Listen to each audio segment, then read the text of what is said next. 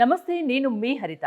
ఇప్పుడు నేను మియాపూర్లోని హెగ్డే ఫర్టిలిటీ సెంటర్లో ఉన్నాను. పిల్లలు లేని వారికి ఐవీఎఫ్ ఒక వరం లాంటిదని చెప్పొచ్చు. అయితే కొన్ని హెల్త్ ఇష్యూస్ వల్ల లేదా మరే ఇతర కారణం చేతనైనా పిల్లల్ని లేటుగా కనాలి అనుకునే వారికి ఎగ్ ఫ్రీజింగ్ అనేది ఒక బెటర్ ఆప్షన్ కింద చెప్పొచ్చు. అసలు ఎగ్ ఫ్రీజింగ్ అంటే ఏంటి తెలుసుకుందాం, పదండి. నాతో పాటు ఉన్నారు డాక్టర్ దుర్గా వైట్ల గారు. డాక్టర్ గారు నమస్తే అండి. నమస్తే అండి.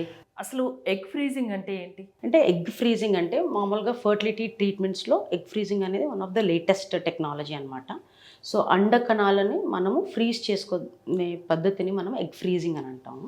సో దాంట్లో ఏం చేస్తామంటే కొన్ని పేషెంట్స్ ఎవరైతే ఇప్పుడు ప్రజెంట్ ప్రెగ్నెన్సీ వద్దుని అనుకుంటున్నాను, what ever may be the reason, అంటే కొన్ని కారణాల వల్ల, లైక్ మ్యారేజ్ అయ్యి ఫస్ట్ స్టేబుల్ పార్ట్నర్ ఉండకపోవచ్చు, they want to plan pregnancy, stable relationship ఉన్న తర్వాత ప్రెగ్నెన్సీ ప్లాన్ చేసుకో ఇంటెన్షన్ ఉన్న వాళ్ళకి మనము ఎగ్ ఫ్రీజింగ్ అనే పద్ధతి ద్వారా ఎగ్స్ ఫ్రీజ్ చేసి ఫ్యూచర్లో ఆ ఎగ్స్ని ఉపయోగించుకోవడానికి అవకాశం ఉంటుందన్నమాట. హెల్త్ ఇష్యూస్ ఉన్నా ఇప్పుడు ఎగ్ ఫ్రీజ్ చేసుకొని తర్వాత హెల్తీ బేబీని కనే ఛాన్స్ ఉంటుందా?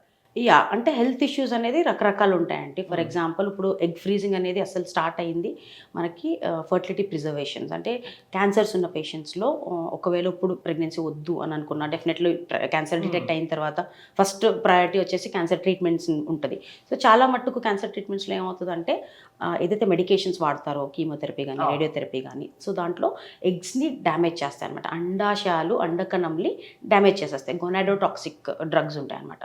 సో అందుకని ఎగ్స్ ఏదైతే ఉందో మనం కీమోథెరపీ రేడియోథెరపీ ప్రొసీజర్ స్టార్ట్ చేయక ముందు మనం గనక ఫ్రీజ్ చేస్తే ఫ్యూచర్లో మనము పేషెంట్ క్యాన్సర్ ట్రీట్మెంట్ నుంచి రికవర్ అయిన తర్వాత మనము ప్రెగ్నెన్సీ ఇవ్వడానికి అవకాశాలు ఉంటుంది. ఇది కాకుండా కూడా కొన్ని general health conditions, like for example పేషెంట్స్కి షుగర్ ఉంది, డయాబెటీస్ ఉంది, లేకపోతే బ్లడ్ ప్రెషర్ ఉంది, లేకపోతే ఏదైనా auto immune disorders like rheumatoid arthritis, systemic lupus erythematosus, లేకపోతే థైరాయిడ్లో హ్యాషిమోటోస్ థైరాయిడిస్, ఇలా ఆటోఇమ్యూన్ కండిషన్స్లో కూడా ఏజ్ పెరిగే కొద్దీ ఆ డిసీజ్ సివియారిటీ పెరిగే కొద్దీ అండకణంలో తగ్గిపోయే అవకాశాలు ఉంటుంది. సో అలాంటి కండిషన్స్లో కూడా మనము ముందు ఎగ్స్ ఫ్రీజ్ చేసుకుని ఉంటే బెటర్ అనమాట. జనరల్గా 20 to 30 years లోపు పిల్లల్ని కనడానికి కరెక్ట్ ఏజ్ అని చెప్తుంటారు మీలాంటి డాక్టర్స్. సో ఆ ఏజ్లో ఎగ్ ఫ్రీజింగ్ చేయించుకొని 30 తర్వాత పిల్లల్ని కంటే healthy babies and mother health కూడా బాగుంటుందా? ద పర్పస్ అంటే ఈ ఎగ్ ఫ్రీజింగ్ పర్పసే అదే అండి. ఎందుకంటే మనం ఎప్పుడైతే ఎగ్స్ ఫ్రీజ్ చేస్తాం, ఫర్ ఎగ్జాంపుల్ ఒక పర్టికులర్ పేషెంట్కి మనం 22 yearsలో ఎగ్స్ ఫ్రీజ్ చేసాము అంటే, ఏదైతే ఆ 22 yearsలో మనం ఎగ్స్ తీసామో అక్కడికి ఏజ్ ఆగిపోతుంది అనమాట, ఎగ్స్ లైఫ్ ఆగిపోతుంది. సో వీఆర్ ఫ్రీజింగ్ ఒక -198 degreesకి మనం ఫ్రీజింగ్ చేసి అలా ఉంచేస్తాం అనమాట. ఒక 10 years తర్వాత కూడా మనం తీస్తే దట్ ఎగ్ ఏజ్ రిమైన్స్ 22 yearsలో ఎలా ఉంటుందో అలాగే ఉంటుంది. So that is the magic of this egg freezing అనమాట. ఎగ్ ఫ్రీజింగ్కి ఎన్ని సైకిల్స్ అవసరం, అంటే ఎన్ని ఎగ్స్ అవసరం ఉంటుంది, ఎన్నాళ్ళ వరకు ఎన్నేళ్ళ వరకు ఫ్రీజ్ చేయించుకోవచ్చు? నార్మల్గా ఏంటంటే ఎగ్ ఫ్రీజింగ్ అనేది ఒక మ్యాజిక్ నంబర్ అంటూ ఏమి ఉండదు. సో నార్మల్గా కూడా మనం ఎవిడెన్స్ ప్రకారంగా చూసుకుంటే దగ్గర 15 to 20 ఎగ్స్ ఫ్రీజ్ చేస్తే కనుక మంచి ఫ్యూచర్లో ప్రెగ్నెన్సీ వచ్చే పాసిబిలిటీస్ ఏదైతే ఉందో అది దగ్గర 60 to 70% ఉంటుంది. సో ఈ ఎగ్స్ కూడా అగైన్ ఏజ్ పరంగా ఉంటుంది. ఫర్ ఎగ్జాంపుల్ ఒక 22 years ఓల్డ్ అమ్మాయిని తీసుకున్నాం, వాళ్ళలో 15 eggs ఫ్రీజ్ చేసినా పర్వాలేదు. అదే 30 years అనుకో, దగ్గర 20 eggs ఫ్రీజ్ చేసుకోవడం బెటర్.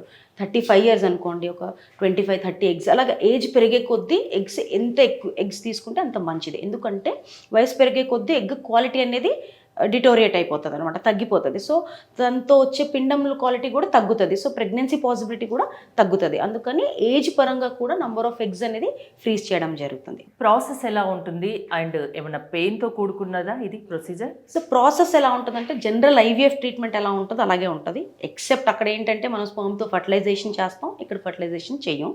సో నార్మల్గా పేషెంట్కి డేట్ వచ్చిన 2వ రోజు నుంచి మనం హార్మోనల్ ఇంజెక్షన్స్ అనేది ఇవ్వడం జరుగుతుంది. సో దాదాపు ఇంజెక్షన్స్ 8 to 10 days ఇంజెక్షన్స్ ఇవ్వడం జరుగుతుంది. రెగ్యులర్గా ఫాలిక్యులర్ స్కాన్ చేసి మనం ఇచ్చిన మెడిసిన్స్కి రెస్పాన్స్ ఎలా వస్తుందో అది చూసిన తర్వాత 1 fine day ఎప్పుడైతే good number of eggs mature సైజుకి వచ్చాయో అప్పుడు మనము ఒక ట్రిగ్గర్ ఇంజెక్షన్స్ అనేది ఇవ్వడం జరుగుతుంది. దాని తర్వాత ఒక 35 hours తర్వాత అనెస్థీసియా ఇచ్చి మనం ఈ అండకణాలన్నీ మనం ఆస్పిరేట్ చేస్తాం అనమాట.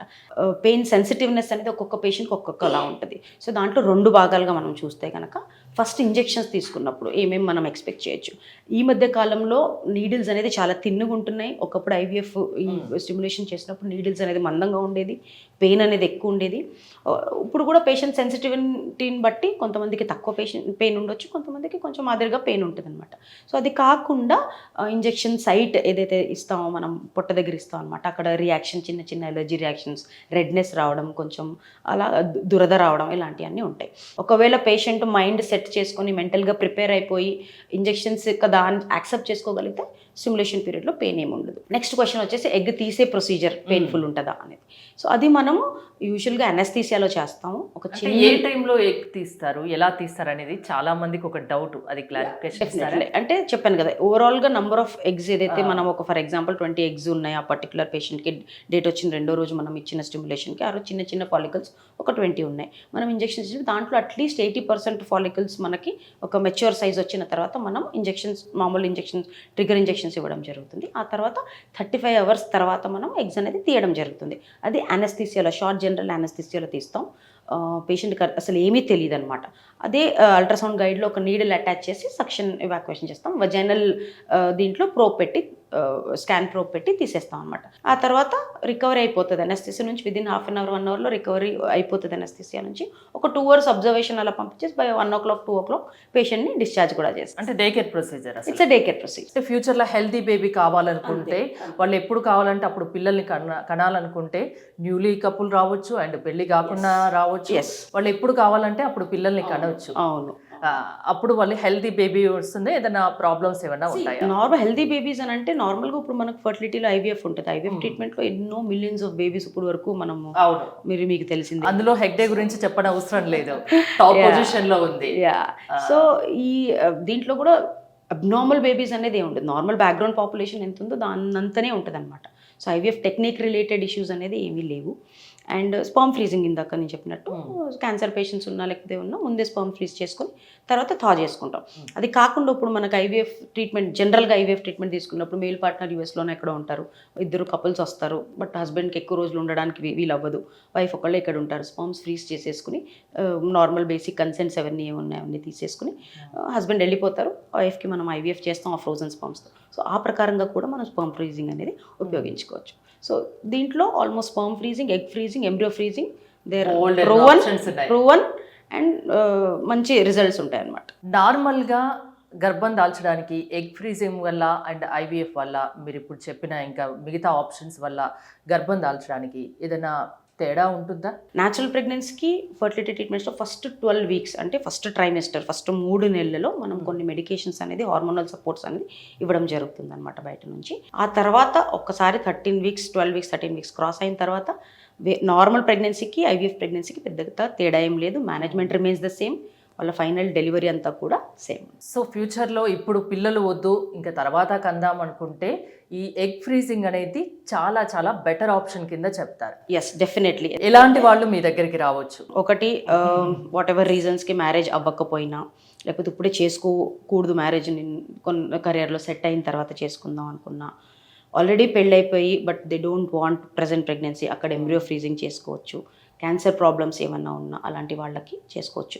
సో దీంట్లో ఏంటి అంటే, ఒకటి క్యాన్సర్ గురించి నేను స్పెసిఫిక్గా చెప్పాలనుకుంటున్నాను. నార్మల్గా ఏమవుతుందంటే when person is diagnosed with cancer, so first మనకి ఒక ఫ్యామిలీలో it's a tragic thing, right? Cancer థింగ్ని డైజెస్ట్ చేసుకోవడానికి, వాటికి అయ్యే ఎక్స్పెన్సెస్ని జీర్ణించుకోవడానికే టైం పడుతుంది, మెంటలీ బాగా బ్రోకన్ డౌన్ అయిపోతారు. బట్ అప్పుడు మనము ఈ ఫర్టిలిటీ గురించి చెప్పిన వాళ్ళకి పెద్దగా వాళ్ళకి they don't think in angle, ఈ యాంగిల్లో వాళ్ళు ఎక్కువగా ఆలోచించారు. బట్ ఎస్, చాలా మంది ఆ టైంలో ఆలోచించారు. ఎందుకంటే వాళ్ళ ఫస్ట్ ప్రయారిటీ ట్రీట్మెంట్స్, వాళ్ళకి అరేంజ్మెంట్ చేసుకోవడానికి, ఫైనాన్సెస్ అరేంజ్మెంట్ చేసుకోవడానికి, మెంటల్గా ప్రిపేర్ అవ్వడానికి అక్కడే ఎక్కువ టైం అయిపోతుంది. బట్ లేటర్ ఒక 3 years 2 years తర్వాత వస్తున్నారు మా దగ్గరికి. అప్పుడు వచ్చినా పెద్దగా మేము చేసేది ఏమి ఉండదు. అప్పుడు మళ్ళీ వాళ్ళ ఎగ్స్ అనేది చాలా మట్టుకు డ్యామేజ్ అయిపోతాయి కీమోథెరపీ, రేడియోథెరపీతో. సో అప్పుడు మళ్ళీ డోనర్ ఎగ్స్ ఆప్షన్స్కి వెళ్ళాల్సి వస్తుంది. సో అలాంటి కండిషన్స్ వాళ్ళకి డెఫినెట్లీ ఇది ఒక మంచి ఆప్షన్ అనే చెప్పొచ్చు. అది కాకుండా ఎండోమెట్రియోసిస్ పేషెంట్స్, కొంతమందికి పీరియడ్స్లో చాలా సివియర్ పెయిన్ ఉంటుంది. అది మెనార్కీ అంటే ఫస్ట్ పెద్ద మనిషి లాంచ్ అయినప్పటి నుంచి కూడా పెయిన్ వస్తూ ఉంటుంది. అది కొంచెం పేరెంట్స్ గమనించుకొని ఆ కండిషన్ ఏమన్నా ఓవరీని బాగా డ్యామేజ్ చేసేస్తుందా, ఎగ్స్ని బాగా తగ్గించేస్తుందా, అవి మధ్య మధ్యలో స్కాన్లు చేయించుకొని చూడొచ్చు. అది కాకుండా ఒక కపుల్ మ్యారేజ్ అయ్యింది, సో ఓకే 25 yearsలోనే పెళ్ళయింది అనుకోండి, చాలా ఏమనుకుంటారు ఇప్పుడే కదా పెళ్ళయింది అనుకుంటారు. But what I would suggest as a fertility specialist, because మేము ఎన్నో పేషెంట్స్ని చూస్తుంటాం. ఫస్ట్ ప్రెగ్నెన్సీ ప్లానింగ్ లేకపోయినా పర్వాలేదు, ఒక్క ఫర్టిలిటీ కన్సల్టెంట్ దగ్గరికి వెళ్ళండి, మీ బేసిక్ ఫర్టిలిటీ ప్రొఫైల్ చెక్ చేయించుకోండి. అండకణాల కౌంట్ బాగుందా, గర్భాశయం బాగుందా, వీర్యకణాల కౌంట్ బాగుందా, ఇవన్నీ బాగుంది అనుకోండి, తీసుకోండి టైం 1 year 2 years. అప్పుడు అవ్వకపోతే దెన్ యూ కెన్ కన్సల్ట్. ఇబ్బందులు ఏమన్నా ఉంటే at least you can act before, అంతే కదా. తర్వాత డ్యామేజ్ అయిపోయిన తర్వాత మనం రెట్రోస్పెక్టివ్గా మనం ఆలోచించి బాధపడేదానికన్నా ముందు ఒక ఇది తీసుకోవడం అనేది చాలా ఇంపార్టెంట్. అంటే మన పెద్దవాళ్ళు చెప్తుంటారు, ఏ వయసులో జరగాల్సిన ముచ్చట ఆ వయసులో జరగాలి, పిల్లలు కూడా ఆ వయసులోనే ఎంగేజ్లోనే కనాలి అని. సో అలా కనలేని వాళ్లకు ఎగ్ ఫ్రీజింగ్ అనేది better and best option. Yes, definitely egg freezing, fertility preservation, embryo freezing, sperm freezing, ఇవన్నీ కూడా definitely better option. Hegde fertility గురించి చెప్పనవసరం లేదు. అంటే చాలా మార్కెట్లో ఫర్టిలిటీ సెంటర్లు ఉన్న టాప్ పొజిషన్లో హెగ్డే ఫర్టిలిటీ ఉంది. మీ సర్వీసెస్ గురించి ఫైనల్గా ఏం చెప్తారు? మనం ఇప్పటివరకు ఎగ్ ఫ్రీజింగ్ గురించి మాట్లాడుకున్నాం. సో మన హెగ్డే దగ్గర ఏంటంటే from the basic treatments, ovulation induction, IUI, ఐవీఎఫ్లో కూడా ఎన్నో అడ్వాన్సెస్ ఉంటాయి. సో ఐవీఎఫ్ అనేది చాలామంది ఏమనుకుంటారు ఇది లాస్ట్ ట్రీట్మెంట్, ఐవీఎఫ్లో ప్రెగ్నెన్సీ రాకపోతే రాదు.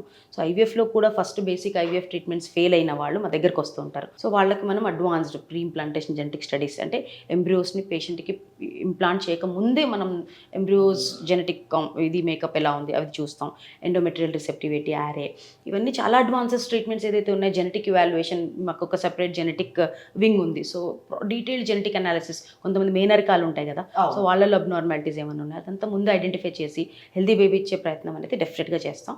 అది కాకుండా మన దగ్గర ఏంటంటే ఆర్ఐ విట్నెస్ సిస్టమ్ అనేది ఉంటుంది. అంటే చాలా మందికి ఇప్పుడు మనకి బాలీవుడ్లో సినిమాలు కూడా వచ్చాయి కదా, గుడ్ న్యూస్ ఇవన్నీ. సో ఎక్కడైతే గ్యామెట్స్ ఎక్స్చేంజ్ అయిపోతుంది, సో ఈ భయం అనేది ప్రతి పేషెంట్లో ఉంటుంది, ప్రతి పేషెంట్కి ఉంటుంది. డెఫినెట్లీ హెగ్డేకి వస్తే ఆ ఆప్షన్, ఆ భయం అనేది డెఫినెట్గా పోతుంది. బికాజ్ మన దగ్గర ఆర్ఐ విట్నెస్ సిస్టమ్ ఉంది. సో దాంట్లో ఏంటంటే ప్రతి పేషెంట్కి ఒక కార్డ్ ఇవ్వడం జరుగుతుంది, అసైన్ చేస్తాం, మన దగ్గర పెట్టుకుంటాం. సో దాంట్లో ఎగ్స్కి లేబులింగ్ ఉంటుంది, ఎగ్ డిషెస్, స్పర్మ్ వయల్స్కి లేబులింగ్ ఉంటుంది. మనం ఏదైతే కౌంటర్ ఉంటుంది మన దగ్గర ఆ ప్రొసీజర్ చేసే దగ్గర, అక్కడంతా ట్యాగ్స్ ఉంటాయి అన్నమాట. సో ఎప్పుడైతే గ్యామెట్ ఎక్స్చేంజ్ అవుతుందో అప్పుడు అలామ్స్ వచ్చేస్తాయి అన్నమాట. సో పని జరగదు. సో అక్కడ ఆపి మనం అది చూసుకుంటాం. సో యూజువల్గా ఎగ్ ఎక్స్చేంజ్, స్పర్మ్ ఎక్స్చేంజ్ అనేది 2 కారణాలుగా జరగదు. ఒకటి యాజ్ అ ఇన్స్టిట్యూట్ డాక్టర్స్ ఎంబ్రియాలజిస్ట్లో వాళ్ళు కావాలని చేయాలి, లేకపోతే బై మిస్టేక్ అవ్వచ్చు. సో కావాలని డెఫినెట్గా ఇంత క్రెడిబిలిటీ ఉన్న సెంటర్ కాబట్టి కావాలని ఎవరు చేయరు, బికాజ్ ఇన్ని ఇయర్స్ ఆఫ్ ఇది ఎవరు దాన్ని చెప్పుకోవాలనుకోరు.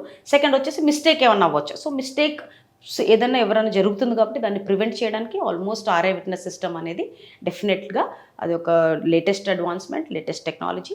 సో దానివల్ల గ్యామెట్ ఎక్స్చేంజ్ అనేది ఆల్మోస్ట్ ఇంపాసిబుల్ అనే చెప్పొచ్చు. పిల్లలు లేకున్నా బాధపడిన అవసరం లేదు, ఐవీఎఫ్ అనేది ఒక ఆప్షన్ ఉంది, ఇంకా వేరే ఆప్షన్స్ కూడా ఉన్నాయి.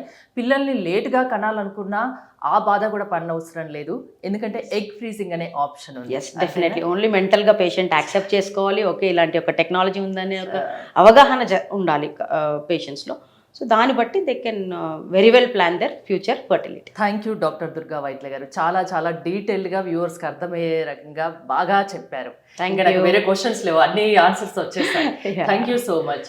మీరు కనుక హెగ్డే ఫర్టిలిటీ సెంటర్ని సంప్రదించాలి అనుకుంటే స్క్రీన్ పై స్క్రోల్ అవుతున్న నెంబర్స్కి కాల్ చేసి కాంటాక్ట్ అవ్వండి. చూస్తూనే ఉండండి సుమన్ టీవీ.